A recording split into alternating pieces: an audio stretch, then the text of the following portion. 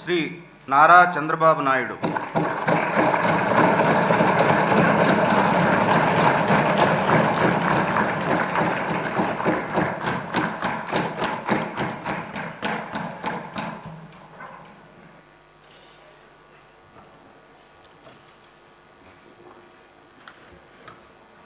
నారా చంద్రబాబు నాయుడు అనే నేను శాసనసభ సభ్యునిగా ఎన్నిక అయినందున శాసనం ద్వారా నిర్మితమైన భారత రాజ్యాంగం పట్ల నిజమైన విశ్వాసం, విధేయత చూపుతానని, భారతదేశ సార్వభౌమాధికారాన్ని, సమగ్రతను కాపాడుతానని, నేను స్వీకరించబోయే కర్తవ్యాన్ని శ్రద్ధాశక్తులతో నిర్వహిస్తానని దైవ సాక్షిగా ప్రమాణం చేస్తున్నాను.